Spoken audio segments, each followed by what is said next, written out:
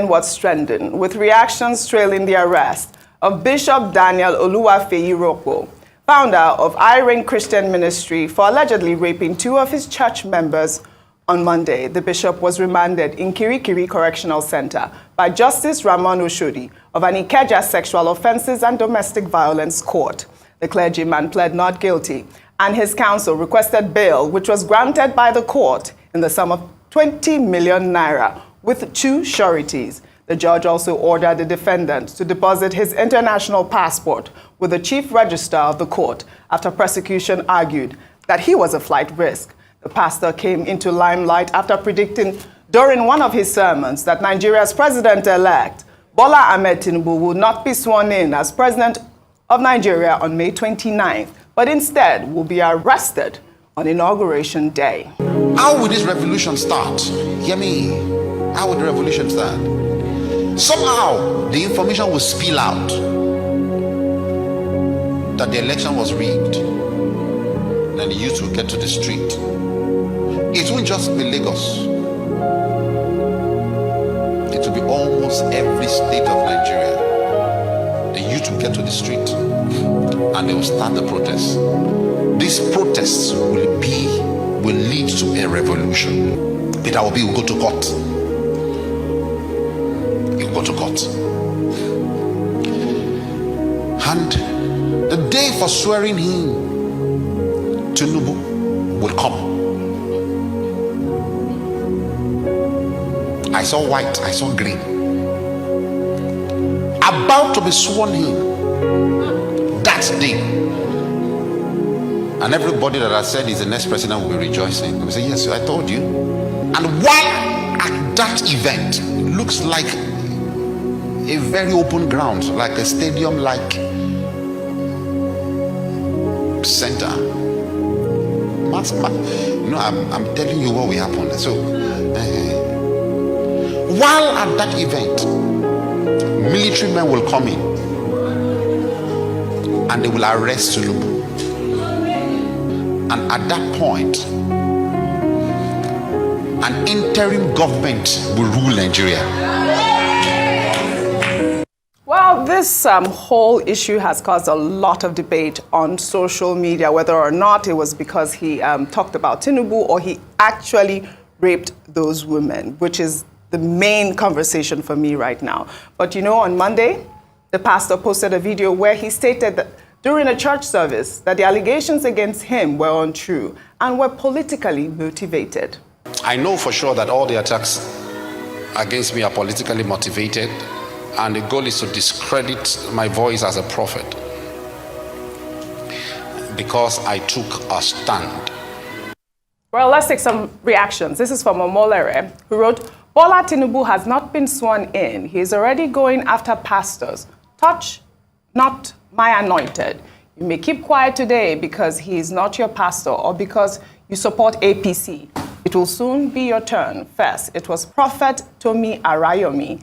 Now, Bishop Faye Daniels. Well, Pastor Sam wrote, your prophecy must not contradict the law of the land, for we know in part and we prophesy in part.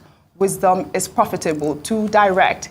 Even when God told you something and you knew it was going to contravene the law of the country, you need to apply wisdom. I mean, I think that Prophet Sam's tweet right there is quite apt. I mean, I cannot say what pastors should say or what pastors should not say at this point. I'm not a lawyer. But the main issue really at this junction is whether or not he raped those women. We have seen this type of stories. Ayo, I want to start with you because we've seen these prophets, you know, that have been convicted of rape, yes, raping their, you know, members and yes, all of that. And even when my mother died, I believe I got some messages regarding this particular pastor. And, you know, the message was about 2 women complaining that he had raped them. I mean, I couldn't verify the story and I was going through my whole mess. So, I mean, and I also heard that he had been arrested once because of the rape charges as well. I don't know what your thoughts are. Yes, I mean, rape is a very serious issue in Nigeria. For over the years, they've tried to get a strong conviction for it, and currently, minimum, depending on where you're looking, the criminal code under the penal code, minimum sentence if found guilty is 12 years, and maximum is life imprisonment in Nigeria. So it is a crime as recognized in Nigerian law. However, the burden of proof is that when you charge someone to court an allegation of rape, it must be proven, or it should be proven. And usually the challenge in a conviction is trying to get the proof. It's one of those crimes that the proof is quite difficult to obtain because of what's involved in it. However, in terms of Bishop Feyi Daniel, as with you, initially when this his prophecy became quite popular, especially before the elections, I'd done a quick search on him because just to find the authenticity, the background of the bishop. And one of the things that came up on the first page were these allegations by these two church members. He's not the first person as a cleric who would be accused of such. Therefore, I wouldn't say it's a surprise. However, what some people have said in terms of likening it to persecution because of what he has said is what then becomes a topic of conversation. That is this a targeted, yes, as we've often said, you have a crime, it's targeted because he said something that does not sit well with powers that be. Again, you cannot take it away from what recently happened with Prophet Tomi Arayomi. What Nigerians have feared is the suppression of religious freedom, and that a crime that's done can then be used against you, because the same fervor should be used to arrest immediately the man, Malam Yuri in Adamawa, who has been accused. And on this show, we said the same. So it shouldn't be seen as different sets of law or action depending on who you are in Nigeria. That's where the challenge is, the swiftness of this and the fact that it's come just after he's made these claims. Absolutely. Dr. Bati, really quickly. Well, I think it's important that we make a distinction between the law and shamanism.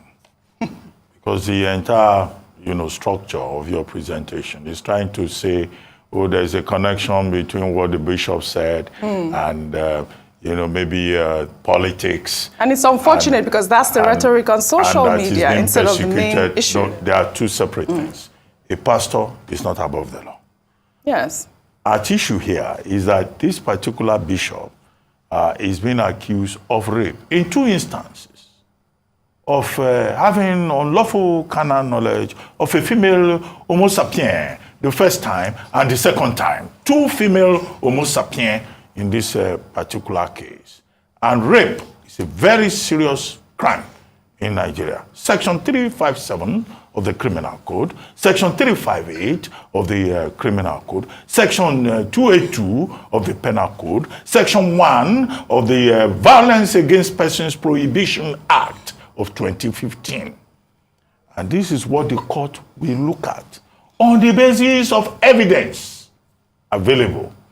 Now, the Domestic Violence Court in Lagos, acting under the criminal laws of Lagos State, has now said he has a case to answer. But he has been remanded in Kirikiri till May, when the case has been adjourned for trial. Or he gets bail. Yes.